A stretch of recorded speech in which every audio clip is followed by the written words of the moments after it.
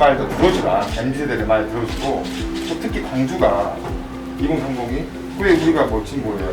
민주당이야. 약간 이런 게 좀 많이 있거든요.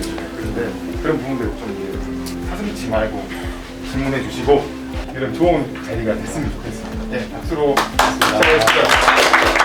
두 가지 측면이 있는데요. 이재명 후보님께서 이제 증세는 할 계획이 없다라고 네네. 말씀하셨는데 저도 사실 증세가 없는데 과연 그 많은 자금을 어디서 조달을 할 수 있을까?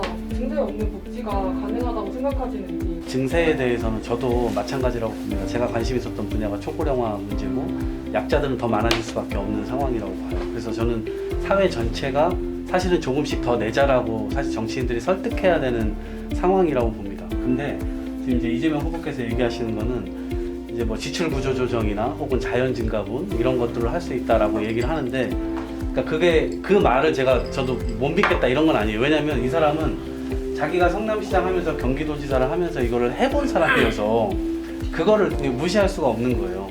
그러니까 본인의 계획이나 이런 것들이 국가 단위가 다르고 지방자치 단위가 다르겠지만 그 구조 안에서 그런 것들을 해왔기 때문에 좀 할 수 있지 않을까 이런 생각들도 있는 것이고, 우리가 가보지 않은 길이기 때문에. 어떻게 보면 내가 내 집 마련하는 게 정말 지금 어려운 시점. 뭐 아파트 하나에 뭐 막 5억, 6억, 10억 막 이렇게 하는데 지금 현실적인 문제를 가지고 저희가 지금 생각하는 게 적금을 들어야겠다. 이런 부분을 상당히 많이 생각을 할 수 있습니다. 요즘 2030 아니면 저희 대학생들 관심 없는 거 사실이에요. 솔직히 정치에 관심이 없다. 네, 관심이 없는 건 사실인데, 그럼에도 불구하고 나는 누구를 지지하겠다, 누구를 지지하겠다 이런 거 지금 실시간으로 뭐 한마디 한 행보에 따라서 엄청나게 MZ세대는 급변하고 있잖아요. 왔다 갔다 해요. 근데 그 이유가 뭐라고 생각을 하시는지에 대해서 먼저 여쭙고 싶고, 어떤 식으로 했을 때 조금 더 우리가 관심을 가질지에 대해서 조금 여쭤보고 싶어요, 사실. 약간은 조금 반론을 드리고 싶은 건 e스포츠 예로 드셨잖아요. 근데 예를 들어 e스포츠 협회라는 게 있습니다. 농구협회, 축구협회 이런 게 있듯이 e스포츠 협회를 누가 만들었는지 아세요? 관심이 없다고 하셔서 내가 그냥 할 수 없이 하는 말인데, e스포츠 협회를 만들고 활성화시킨 사람들은 민주당 국회의원들이고 민주당 정부였어요. 근데 거기에 가서 그냥 숟가락을 얹은 거야, 말하자면. 지금 젊은 층에 그런 정서를 알기 때문에. 그리고 숟가락 얹은 거를 언론이 나서서 이거를 키워서 홍보를 해준 거야. 그러니까 이건 알려져 있고, 애초에 이걸 만들어서 토양을 만든 사람들은 여러분들 눈에 띄지 않기 때문에 몰라. 그러니까 이거를 그렇다고 해서 언론을 탓하면서 절망하고 싶지는 않아요. 그만큼 우리가 그런 부분에 대해 소홀했고 젊은 층에 다가가지 못했다는 건 인정하지만 속상한 건 있는 거지, 한편으로. 그것도 조금 이해를 해주셨으면 좋겠습니다. 제가 이게 더불어민주당 의원님이라고 하는데 여쭤보고 싶은 게 있는데, 네네. 이제 의원님들이나 이제 이재명 의원님께서 이제 청년들의 가장 큰 문제점에 대해서 뭐라고 생각하시는지, 청년들이 가장 원하는 게 무엇인지, 원하는 게 뭔지. 네. 저는 그게 뭔지 그게 여쭤보고.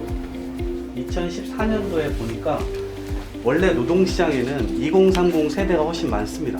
왜냐면 기본적으로 세대가 더 많으니까. 근데 2014년부터 5060 세대가 노동시장에 더 많아지기 시작했어요, 우리나라에. 지금은 그거는 이제 바꿔지지 않습니다. 왜냐면 인구 구조가 훨씬 많기 때문에 앞으로 더 많아질 거예요. 그러면 점점 크로스가 일어나서 5060 세대가 훨씬 더 노동시장에 많고, 특히나 최근은 로봇까지 같이 노동시장에 들어오고 있잖아요. 그러니까 이제 그런 상황에 지금 우리 청년들이 처해져 있는 상황이고, 이렇게 협소한 이 기회를 가지고 이제 경쟁을 하다 보면 여러 가지 지금의 갈등들이 어떻게 보면 취약계층, 약자 이렇게 이제 갈 수가 있고, 이제 그런 것들을 정치적으로 어떻게 잘 이 갈등을 잘 봉합해내고 새로운 기회들을 좀 많이 열어야 되는데, 그게 조금 핵심이지 않을까 싶어요. 사람이 자기 경험 속에서 세상을 보잖아요. 저는 학교 다닐 때 제일 듣기 싫었던 얘기가 6.25 때 얘기하면서 그때 너무 힘들었다, 전쟁이 얼마나 공포스러운 건지 알아 얘기하면 진짜 듣기 싫었거든. 근데 여러분들 입장에서는 이제 우리 세대의 가장 큰 기억이나 트라우마로 남아있는 광주항쟁에 대해서 얘기를 하는 게, 그러니까 그런 데서 오는 갭이 있을 수밖에 없는 것 같아요. 그래서 여러분들 세대에서 직면한 가장 큰 문제가 뭐고, 그게 우리 때하고는 뭐가 달라서 지금 이렇게 생각이 서로 안 맞는 건지, 그걸 알아가는 게 서로 중요한 것 같아요.